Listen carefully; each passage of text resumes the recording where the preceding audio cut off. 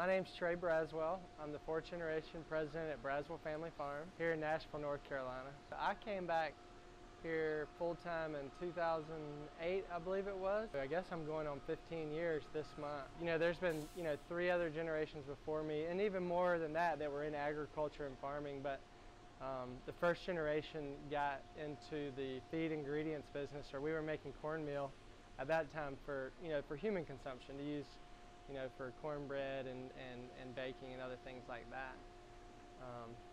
So that's kind of how it started. 1942, I believe it was, is when my great-great-uncle and my great-granddad, they were working for Mr. Strickland at Body's Mill, making cornmeal, and it was delivered on little local routes, or people would bring their own corn that they grew, and pay to have it ground into cornmeal. Then, so when my granddad and my great-uncle came back from service, just the small mill wouldn't support, the first generation's families, because it was 2 brothers and their families, and then, the second generation, those 2 brothers and their families. So at that point they had to continue to figure out, well, how can we grow this, or how can we, move up or down or sideways in this kind of same supply chain. And so they had an opportunity to come into town and buy an old mill that was probably on its last leg already, but they purchased that and ran with it and started making feed for animals.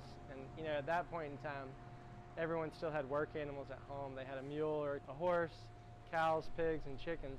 So it was a lot of bagged feed in the early stages before we transitioned into larger bulk quantities. It was small, and then it's now in the middle of town, but back then people would bring their corn on the cob with the husk on it, and so we had like a burner of some sorts, and they said they'd clean corn all day and get it off the cob, and then they'd have to burn the cobs and the husk, and so the dust and everything would be going all over town, which was normal in the 50s, but we would never be able to do that today. Technology's changed dramatically. Now we capture all the dust. Everything's automated. And between their version 1 and version today, it did become electronic, but everything was a switch. You turn this one on and run it, then you turn that on, and now the computer controls everything. So it knows when to time it, and we get all this data and can understand how can we improve it. At some point in the near future, I want to go back and remodel that first mill and maybe try to make some cornmeal again, just for like a little niche market. But it'd be really neat just from a kind of a heritage standpoint.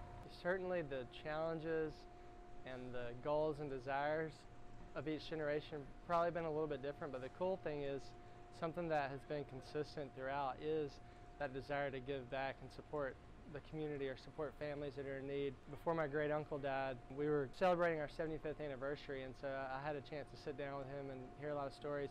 And he would tell me that there were families they knew were struggling that would bring their corn in, the original grist mill, and so they bring their corn in to get ground for cornmeal, and their way of giving back.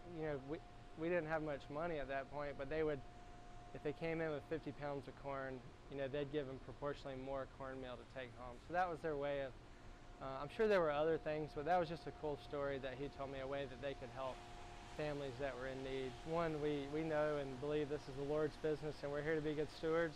And so all generations have used the business as an opportunity to support the families that work here, the families in the community, and other organizations, churches and ministries that are doing good work. And that continues today. And by God's grace, we've been successful and have more and more to give. But that's why we open the doors each day, and why we want to come to work, so that we can continue to do that.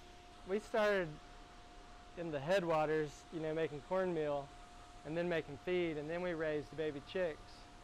And then we got into contract egg production. It was in the 90s when we got into Eggland's Best, and that really took off in the mid-90s, and that was what pulled us into actually kind of the last step of the process of grading and packing and distributing our own eggs.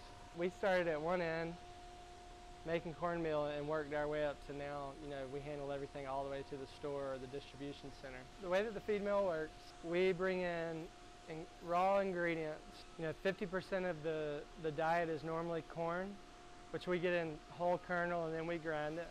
And then 25% of the diet is normally soybean meal, which already is processed when it comes in. And then we bring in the other 25% is a mixture of a lot of different, nutrients and minerals. Distiller's byproduct, it's calcium, it's phosphorus, magnesium, is a small volume of a lot of things. The computer handles pulling the cornmeal in, the soybean meal, and all the ingredients at a certain percentage of the diet, and that diet is formulated by a nutritionist that we have. It's a consulting nutritionist, but they know what's best for that bird at what age, and for the pigs that we feed too. And there's liquid products added like fat and oil. And then it goes into a loadout bin, and either our truck or our customer's truck comes and picks it up and takes it to the farm. So that's a real high level, but it is a matter of receiving lots of different ingredients and making sure you don't run out of them. But bringing it in and mixing it and making sure you're paying attention to quality and parameters leaves you with a quality finished feed. And then we have a great group of drivers, and our customers do as well, that come pick it up.